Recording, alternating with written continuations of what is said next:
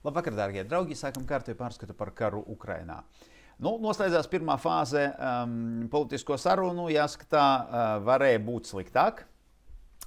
Un kā parasti Donaldam Trumpam, protams, ir savs viedoklis par to, kas notiek un kā lietām ir jānotiek. Tad arī ar politiskām lietām sāksim, bet pirms sākam ar politiku, tomēr es pateikšu par negatīvo tendenci.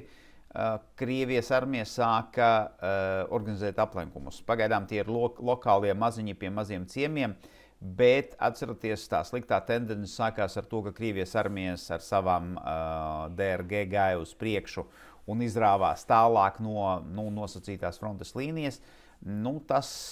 Šī te ir nākošā fāze, nākošā attīstība, un, diemžēl, mēs redzam, ka tas attīstās negatīvā virsienā.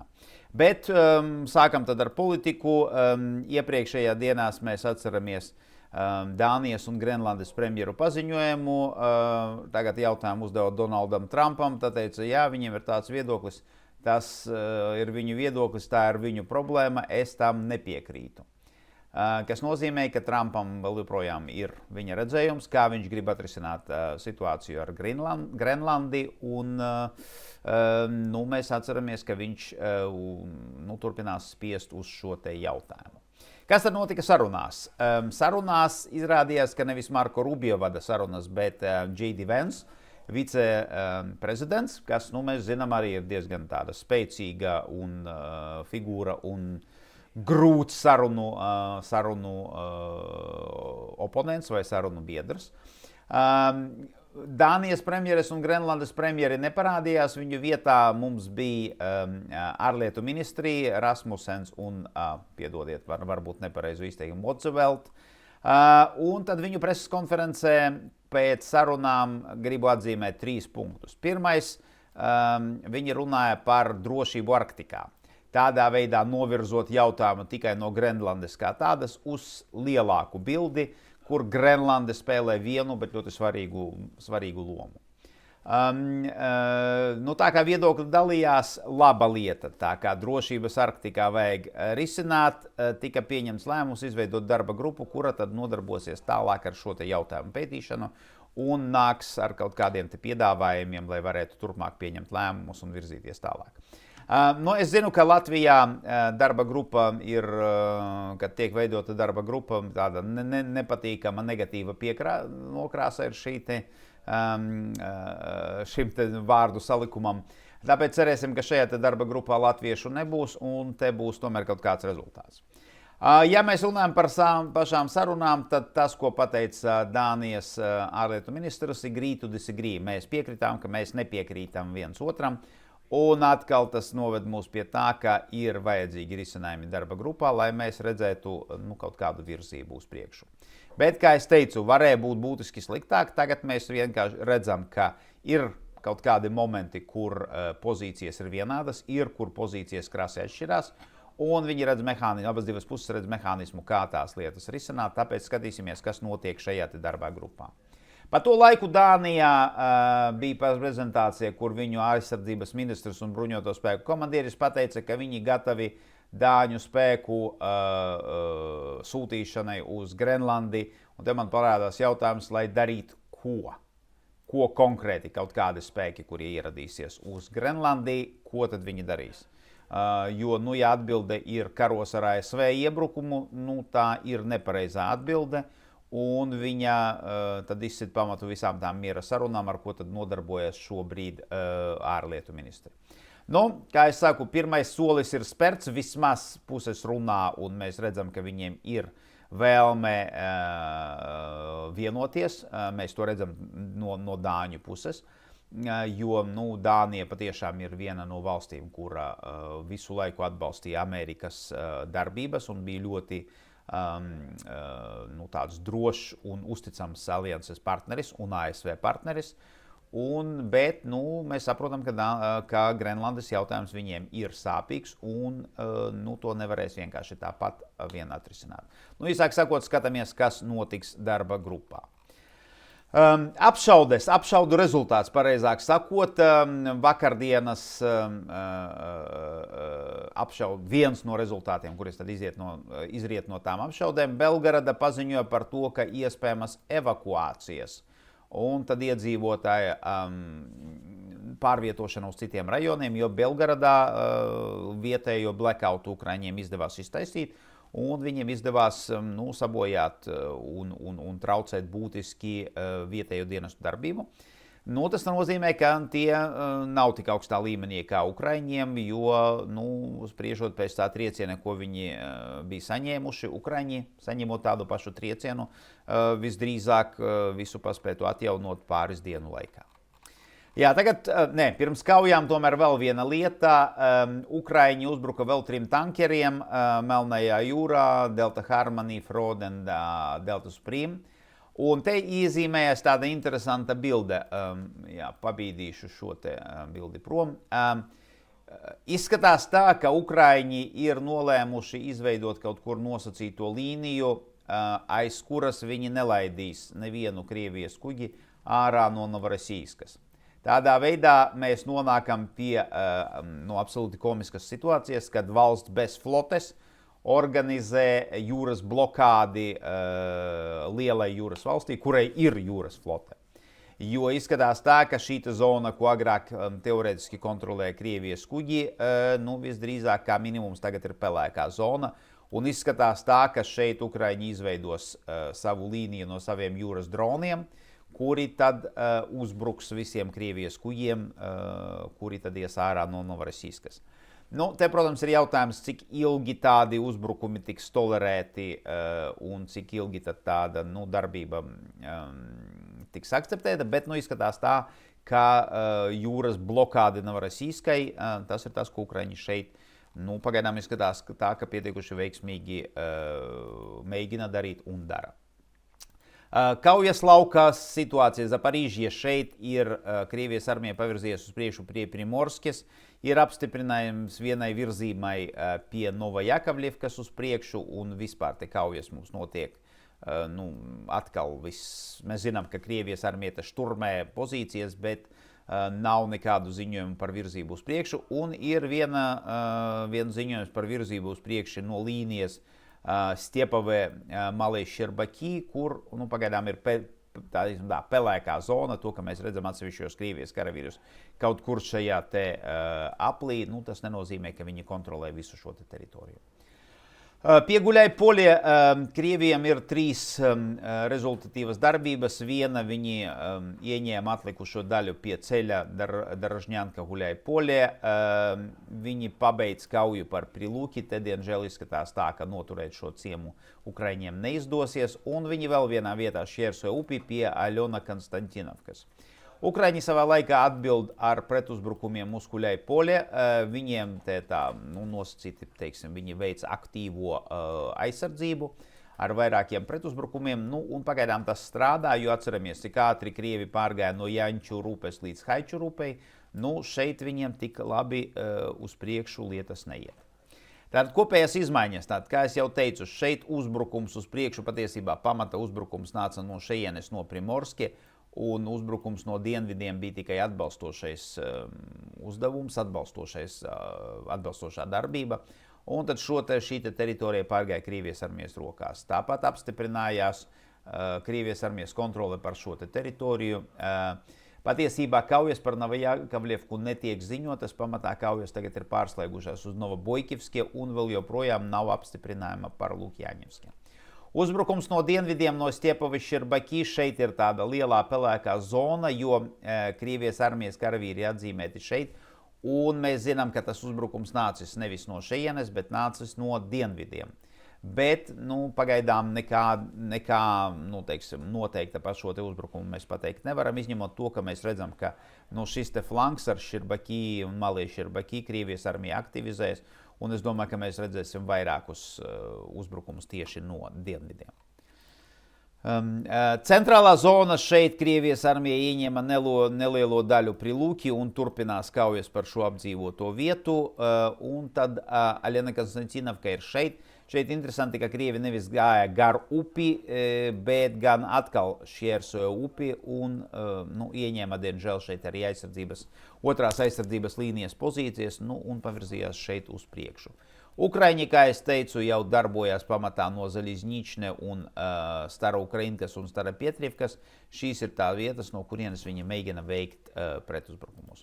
Jā, nu un tad šī ir tā teritorija gar ceļu, ko Krievijas armija šeit ir ieņēmusi. Tagad viņi vairāk vai mazāk droši var sākt izmantot šo ceļu, bet nu vienalga skaidrs, ka viņi virzīsies uz priekšu, lai izveidot šeit solīdu buferzonu.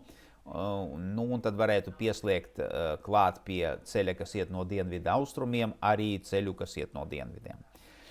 Nu, jautājums ir tāds, jā, protams, ka šos te uzbrukumus Ukraiņiem ir jāturpina, labi būtu uzbrukt un atsist šo te ceļu, bet, nu, kā mēs zinām, viss ir atkarīgs no tā, kādi resursi jums ir pieejami.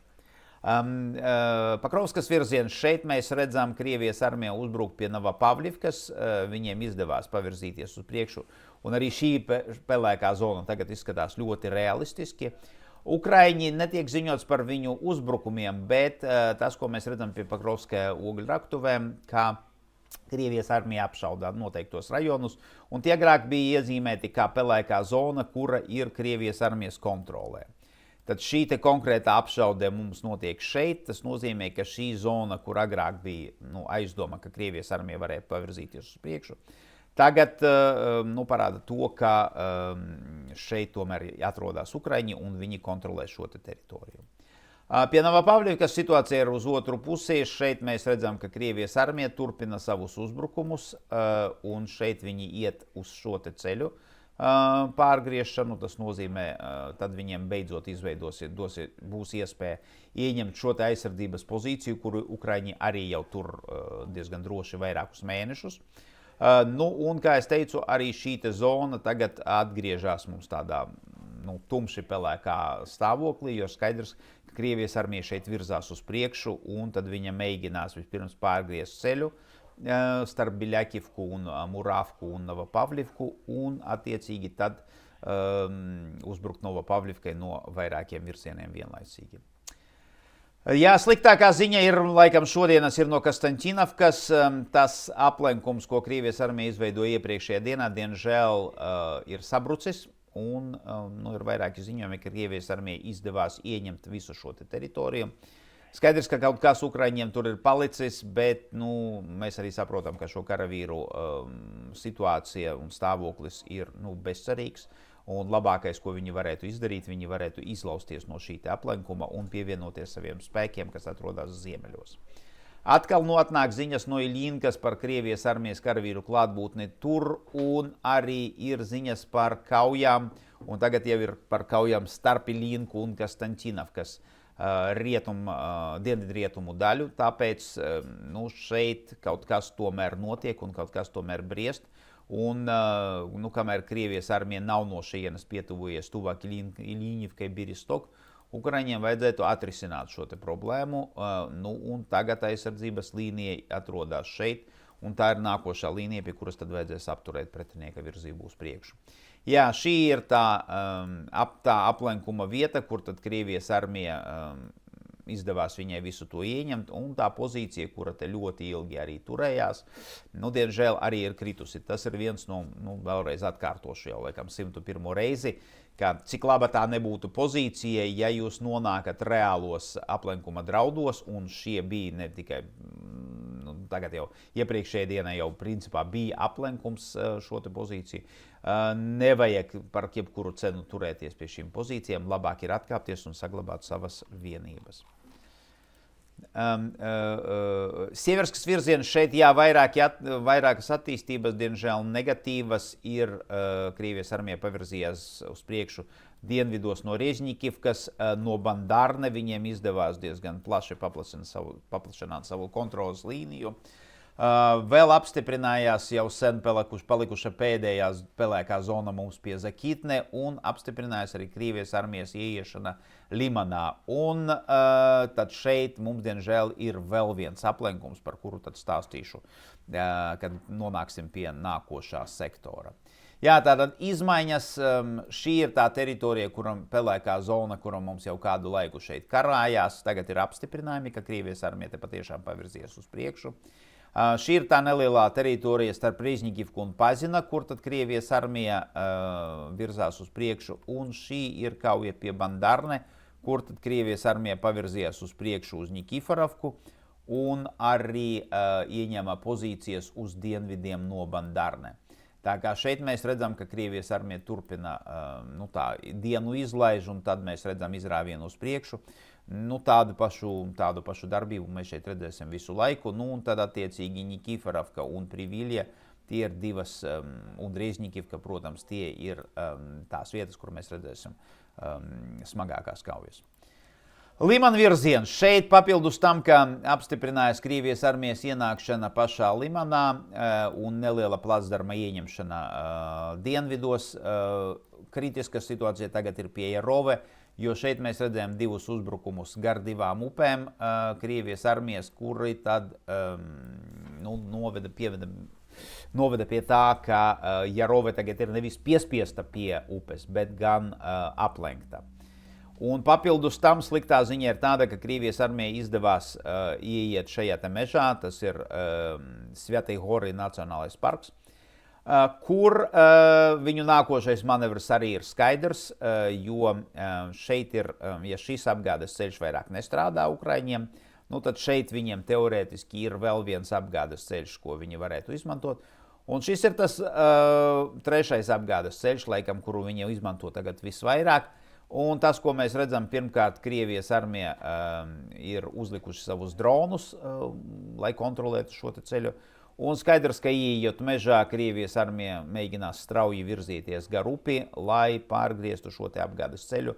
Un tad Krievijas armija varētu sākt reāli kauju par Limanu. Jā, kā tas viss notika? Notika šeit 3 uzbrukuma virzieni. Bija Krievijas armijai pirmais šeit gar Severskī Daņets upi, šeit gar Nitrijus upi, un Nitrijus upe ir pa vidu šim te uzbrukumam, jo no vienas puses Krievijas armija gāja vienā pusē upei, no otras puses viņa gāja otrajā upes krastā, šeit tās upes ir savienotas, un tagad jau viņi virzās šeit gar Severskī Daņets upi. Un tad, kur viņi ienāca, šis ir tas Svētai Gori Nacionālais parks, piedodiet, pārlis mums te. Un šīs ir tas apgādes ceļš, kas tad ved uz Limanu. Un, kā es jau teicu, ko te Krievijas armija visdrīzāk darīs, viņi izmantos maksimāli iespēju ieņemt šo te mežu, pie kā viņi mēģinās to izdarīt maksimāli ātri. Viena grupa visdrīzāk virzīsies gar upi, lai pārgrieztu ceļu šeit. Otra iespējams, ka izvēlēsies īsāko ceļu, lai šeit ir tāda atpūtas zona pie ezera, tad lai pārgrieztu to šeit. Un visdrīzāk, ka mēs redzēsim arī aktivizāciju uzbrukumam Drobiševa, jo, kā jūs paši saprotat, Drobiševa ieņemšana, protams, varētu notikt arī pirms Limanas ieņemšanas. Variācijas šeit ir iespējamas, protams, bet skatoties pēc tā, kā Krievijas armija darbojās, kaujas par Drobiševa nāks pa priekšu kaujām par Limanu. Un, protams, viss ir atkarīgs no tā, kā tālāk attīstīsies situācija pie Jarovas, jo pats stāstīju par iepriekšējo aplenkšanu pie Kastaņtinovkas, pie Jabloņivkas. Tur Krievijas armija bija vajadzīga tikai 1 diena, lai likvidētu aplenktās Ukraiņu vienības. Skatīsimies, kā situācija attīstīsies šeit, bet tā ir ļoti negatīva gan attīstība te, gan kopumā tendence ar to, ka Krievijas armija panāk tādus te rezultātus kaujas laukā.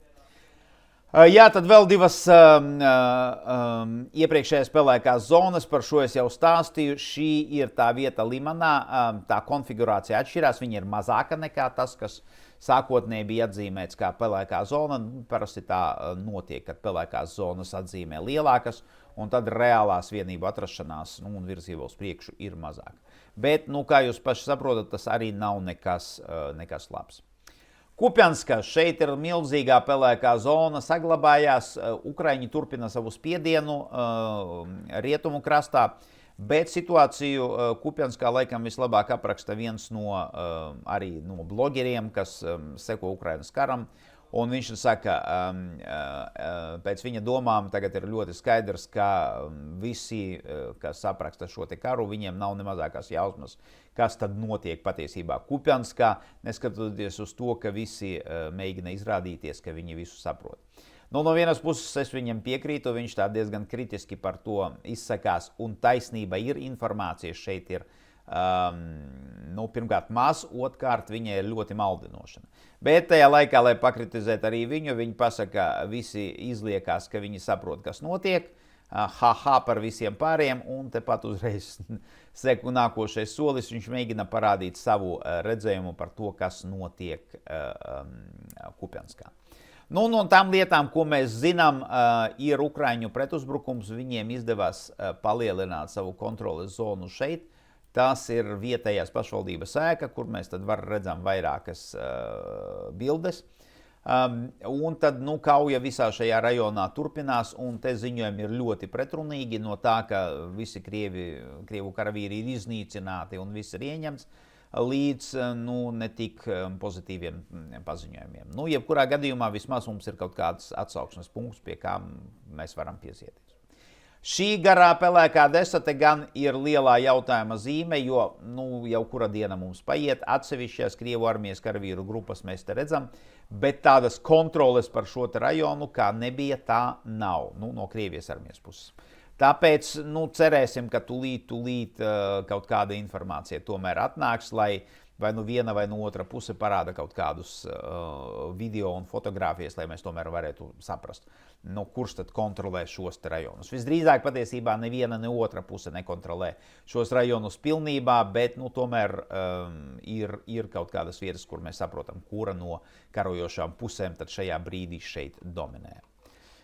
Jā, vēl divas izmaiņas ir. Viena mums ir Harkivas virzienā. Šeit Krievijas armija arī pēc pauzes uzsāka uzbrukumu ārā no Viļčas un pēc Prilipivkas ieņemšanas un kaujām par Burhuvatku un Staricu. Tagad viņi virzās uz priekšu uz Hravskie, un tad šeit arī viņi iet gar upi. Mēs tāds akcentēts uzbrukums redzam, un tad viņiem izdevās ieņemt šos te mežu teritoriju un pienāk klāt tuvāk pie Hravskie. Automātiski tas nozīmē, ka šī teritorija, kura agrāk bija iezīmēta kā potenciālā Krievijas armijas kontrolē, nozīmē, ka Krievijas armija to nekontrolē un šī teritorija ir Ukraiņu armijas rokās. Otrs uzbrukums notika šeit ārā no Viļčas. Te ir pirmais Krievijas armija pavirzījās uz priekšu gar dzelzceļu, izlīdzināja frontes līniju gar mežu un ieņēma Daču rajonā šeit blakus Viļčai. Visdrīzāk tas, ko mēs redzēsim, ir tālāk ir virzība uz priekšu gan gar dzelzceļu, gan virzība uz priekšu izmantojot tos pieejamos ceļus. Un Zemļānī Jar ir vistuvākais mērķis šeit. Un tad atkarībā no tā, kā attīstās kaujas pie Vovčanski Huteri un Vovčanskā, šī te zona vēl joprojām ir Ukrainas armijas kontrolē, tāpēc redzēsim, ja Krievijas armija šeit nopietni plāno kaut kādu uzbrukumu, tad kaujas te mēs redzēsim. Ja nē, tad viss tas paliks lokālo sadarbību līmenī.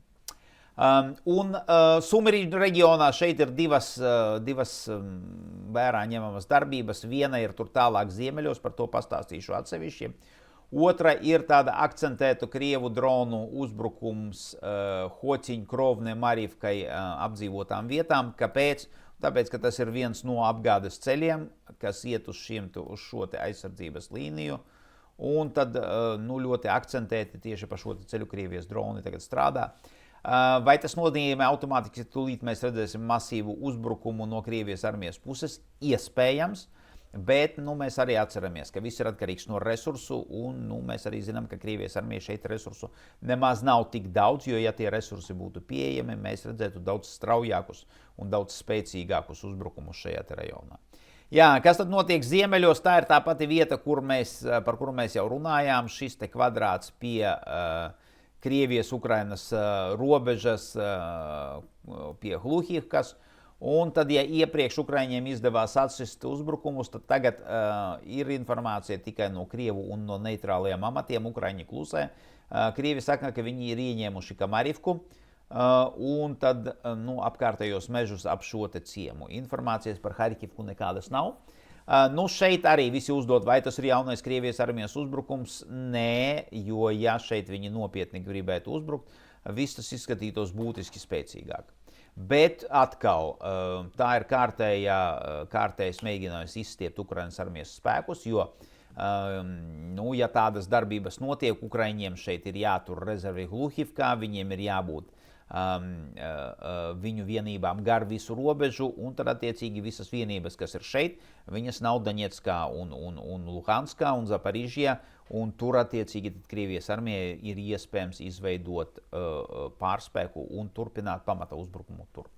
Tā kā pēc manām domām tā ir lokālā darbība, bet laiks jau rādīs, vai no tā Krievijas armija mēģinās kaut ko attīstīt. Kāda ir pret Ukraiņu darbība, attiecīgi tas pats, ko viņi izdarīja iepriekš, atsist šo te uzbrukumu un atgriezt pozīcijas uz robežu, tur, kur viņiem ir sagatavotas pozīcijas, kuras viņi var aizstāvēt.